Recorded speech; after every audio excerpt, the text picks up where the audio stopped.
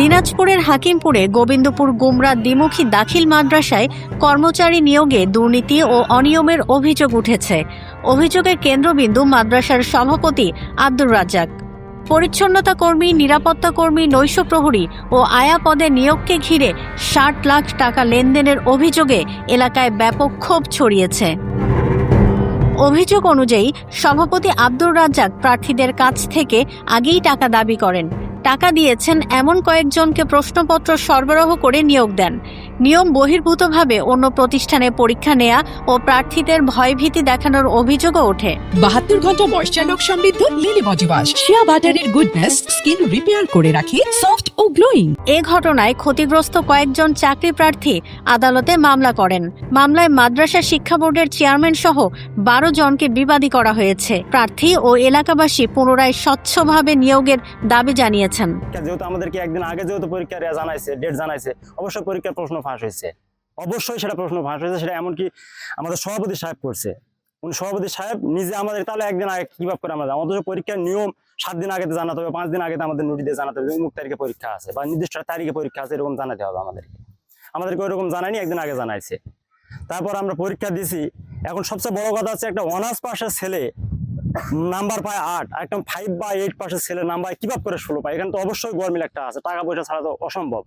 এমনকি সভাপতি, আমি ক্যান্ডিডেট, আমার কাছে অফার দিয়েছিল সভাপতি, ওদের যা সদস্য গভর্নিং বোর্ডের সদস্য ছিলেন, আমাকে বলছিল যে তুমি টাকা পয়সা কিছু দিতে পারবে।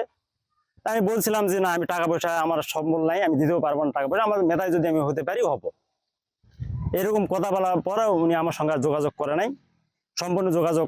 পরবর্তীতে আমার যেহেতু আমি এখানে ক্যান্ডিডেট ছিলাম, আমার সঙ্গে কথাবার্তা হয়নি, ওনাদের কথা হয়নি, কাজে কর্মে হয়নি। নির্দিষ্ট লোক বেছে নিছে। এখন কত টাকা নিছে, কিভাবে করে নিল না নিল এতটুকু আমি জানি না, কিন্তু পরীক্ষার ভিতরে টোটালি একটা গন্ডগোল ছিল। নিয়োগটা আমাদের এই মাদ্রাসায় কিন্তু এই পরীক্ষা হওয়ার কথা ছিল, সে পরীক্ষা নিয়ে গেছে সভাপতি নিজ বাড়ির পাশে নিয়ে গেছে, নিয়ে গিয়ে ওখানে কি হয়েছে না হয়েছে আমরা জানি না। আমরা এই এলাকাবাসীরা আমাদের বক্তব্য একটাই যে নিয়োগ বাতিল হোক, প্লাস এই সভাপতি বাতিল হোক, আমাদের একটাই দাবি। সভাপতির নাম রাজ্জাক, আব্দুর রাজ্জাক। আমাদের একটাই চাওয়া যে সে সভাপতি যেন বাতিল হয়, আর এই নিয়োগটাও যেন বাতিল হয়, আর কমিটির জন্য আবার নতুন করে হবে। আবেদন প্রসঙ্গে সভাপতি সাহেব আমার সঙ্গে যোগাযোগ করছিলেন। তিনি বলছিল যে টাকা দিলে চাকরি হবে, না হলে হবে না। তখন আমি বলছিলাম যে কত টাকা লাগবে, তখন তিনি বলছিলেন 15 লক্ষ টাকা লাগবে। তখন আমি আমার পরিবারের সঙ্গে যোগাযোগ করছি, তাদের সঙ্গে বসে আমি আলোচনা করে আমার পরিবার 15 লক্ষ টাকা দিতে অক্ষম। এই জন্য আমি পরবর্তীতে সভাপতির কাছে জানাই যে আমি 15 লক্ষ টাকা দিতে পারবো না। তখন তিনি বলছিলেন যে 15 লক্ষ টাকা না দিতে পারলে চাকরি হবে না।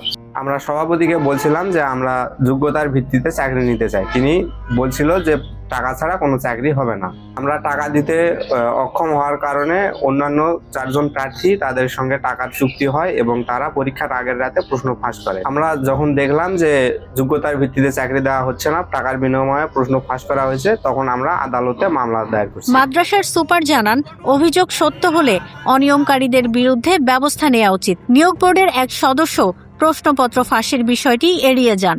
আমি অনুমোদন করিনি বা নিয়োগ আমি প্রক্রিয়া আসেনি, এই চলমান অবস্থায় আছে। এবং উনি প্রার্থীর কাছে কেন ব্যক্তিগতভাবে কমিটির সদস্য ছাড়াই, কোনো মিটিং সেটিং ছাড়াই উনি এককভাবে সব 4 জন প্রার্থীর কাছে, তাদের সাথে প্রথমে কন্ট্যাক্ট ছিল যে প্রতি প্রার্থী মাদ্রাসা উন্নয়নের স্বার্থে 15 লাখ টাকা নেওয়া হবে।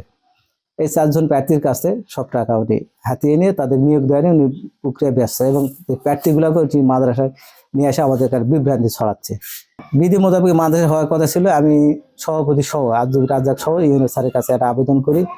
এই নিয়োগ বোর্ড 5 সদস্য বিশিষ্ট, একজন শিক্ষক প্রতিনিধি, ডিজির প্রতিনিধি একজন, মাধ্যমিক শিক্ষা অফিসার একজন, সভাপতি এবং আমাদের সুপার সাহেব, এই 5 সদস্য বিশিষ্ট এই নিয়োগ বোর্ড আর কি। এবং আমরা ভিতরে ছিলাম মনসাপুরে, কি জন্য হলে আমি বলতে পারবো না। আমরা সদস্য আমাকে রাখিছি আমি, কিন্তু ওখানে বোর্ডে আমাকে ওখানে রাখিছে বিধায় আমি ওখানে আছি।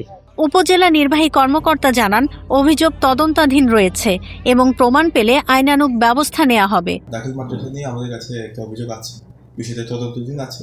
যদি তদন্তের রিপোর্ট সাপেক্ষে আমরা বিধি মোতাবেক ব্যবস্থা গ্রহণ করব। এদিকে 12 জানুয়ারি আদালতে মামলার শুনানি শুরুর পর এলাকাবাসী ও চাকরি প্রার্থীরা দ্রুত স্বচ্ছ নিয়োগ পরীক্ষার দাবি জানিয়েছেন।